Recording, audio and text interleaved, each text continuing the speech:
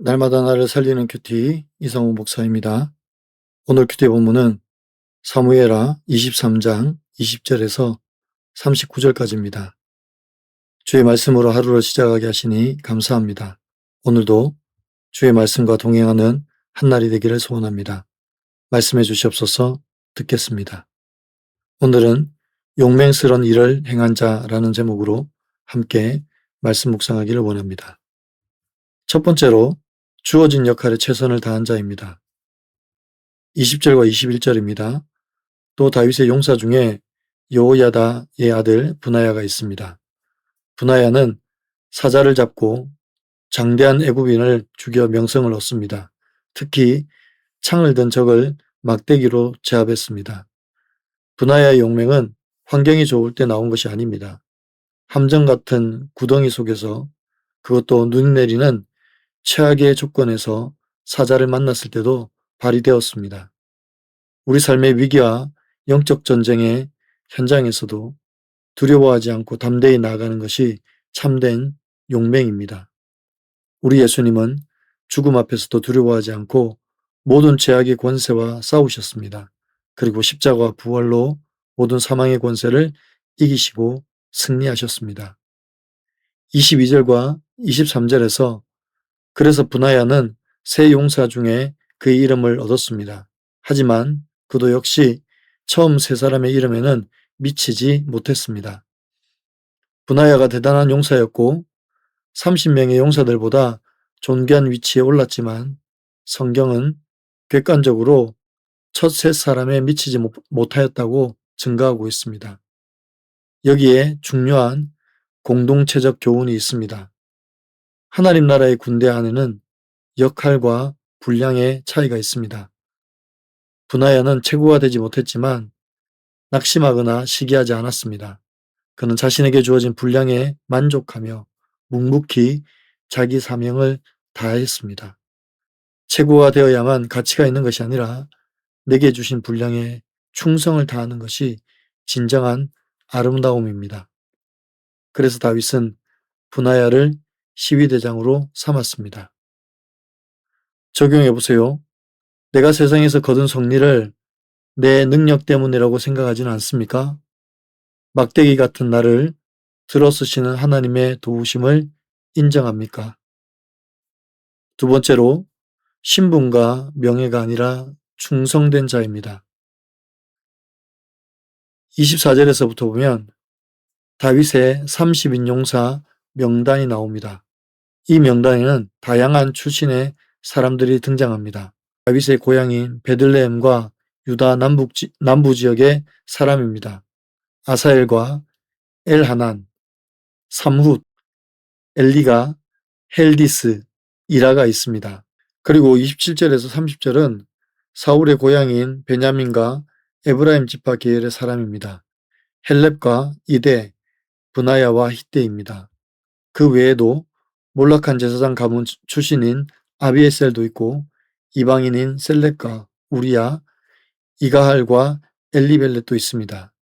이처럼 다윗은 출신, 신분, 과거의 허물을 묻지 않고 오직 충성된 자를 용사로 세웠습니다. 이것이 하나님 나라의 모형입니다. 하나님은 잘나고 깨끗한 사람만 사용하시는 것이 아니라 부족하고 흠이 있어도 주님을 따르는 충성된 자를 사용하십니다. 39절입니다. 햇사람 우리아라 이상 총수가 37명이었더라고 합니다. 다윗의 용사들을 나열하는 끝에 햇사람 우리아를 배치했습니다. 이것은 다윗의 가장 부끄러운 죄악에 대한 성경의 거룩한 고발입니다. 다윗이 권력의 정점에서 그가 범했던 죄악을 기억하게 하는 것입니다. 그리고 그 용사가 가장 다윗을 위해 용맹하게 싸웠던 자인 것을 기억하게 하는 것입니다. 다윗의 용사들의 명단은 화려한 영웅으로 그 이름을 시작해서 다윗에게 배신당한 우리아의 이름으로 끝이 납니다. 세상 왕은 언제라도 배신하지만 참된 왕이신 우리 주님은 결코 배신하지 않으십니다. 오히려 우리를 충성되이 여기시고 생명책에 있는 우리의 이름을 기억해 주실 것입니다. 적용해 보세요. 조건 없이 나를 용사로 부르신 하나님의 은혜를 믿습니까? 나는 억울한 일을 당할 때 사람의 평가보다 나를 기억하시고 신원하시는 하나님을 믿고 의지합니까? 오늘 큐티 묵상 간증은 아빠가 문제야 라는 제목의 한 성도님의 묵상 간증입니다. 무신론자였던 저는 12년 전 안면 신경 이상 증세로 힘들어하던 아내를 위해 처음으로 교회 갔습니다. 교회 앞까지만 차로 데려다 달라는 아내의 부탁에 1년간 바래다 주다가 함께 예배드리고 기도해 줄 수 없냐는 말에 마음이 약해져 결국 예배당에 발을 들였습니다. 이후 세례까지 받았지만 하나님을 향한 마음이 열리지 않아 그저 기복적으로 기도할 뿐이었습니다. 이렇게 완고하던 저에게 자녀 고난이 찾아왔습니다. 초등학교 6학년이던 아들은 우울과 불안, 강박, 주의력 결핍 증세로 심리 상담을 받으며 약을 먹고 있었습니다. 매주 토요일에 저는 아들과 함께 상담소에 가서 아들 먼저 상담을 받게 하고 뒤이어 제가 받았습니다. 그런데 어느 날 상담사가 아무리 봐도 아드님은 문제없고 아버님이 문제 있는 것 같아요. 라고 했습니다. 그 말에 저는 큰 충격을 받았습니다. 교회에서 문제 아는 없고 문제 부모만 있다는 말을 종종 들었는데 제가 바로 그 문제 부모임을 인정하는 게 너무 힘들었습니다. 그러나 하나님의 말씀을 가까이 하다 보니 내 기준으로 아들을 판단하고 칭찬과 격려보다 훈계와 질책으로 아들의 마음을 병들게 한 아빠임이 인정되어 회개했습니다.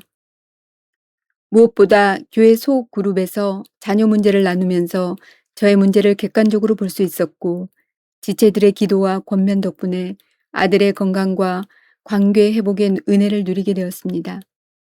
다윗이 위대한 왕이 될 수 있었던 것은 믿음의 용사들의 수고와 헌신이 있었기 때문이라고 합니다.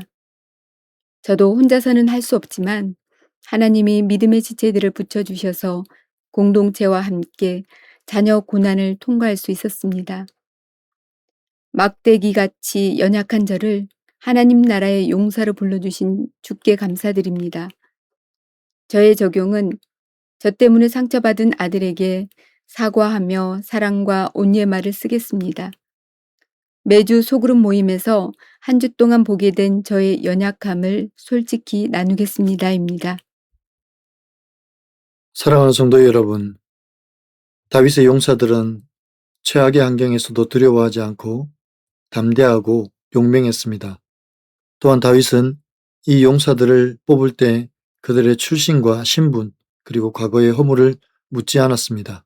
오직 충성된 용사들로만 뽑았습니다. 하나님 나라는 최고의 용사들을 통하여 이루어지는 것이 아니라 자신에게 주어진 역할과 분량에 따라 충성을 다하는 자들을 통하여 세워집니다. 다윗의 용사 중에 마지막 이름을 우리아로 끝이 납니다. 다윗이 힘과 권력으로 행했던 어리석음을 보여줍니다. 그럼에도 불구하고 하나님은 다윗의 용사들을 통하여 이스라엘을 경고케 하셨습니다. 이처럼 하나님 부족하고 연약한 막대기 같은 우리를 통하여 하나님의 나라를 이루어 가십니다. 그것이 우리에게 주어진 사명인 줄 알고 오늘도 충성스럽게 주의 일을 감당하는 저와 여러분이 되시기를 간절히 축원합니다. 기도드립니다. 사랑하는 주님, 우리에게 주어진 환경이 녹록치 않더라도 포기하지 않고 끝까지 싸울 수 있는 힘과 용기를 더하여 주시옵소서.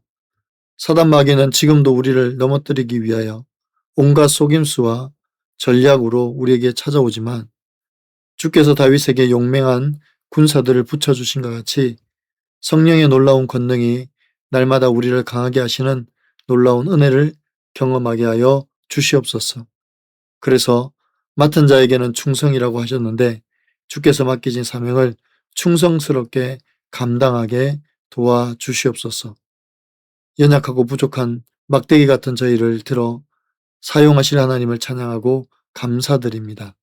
우리 구주 예수 그리스도의 이름으로 간절히 기도하옵나이다. 아멘.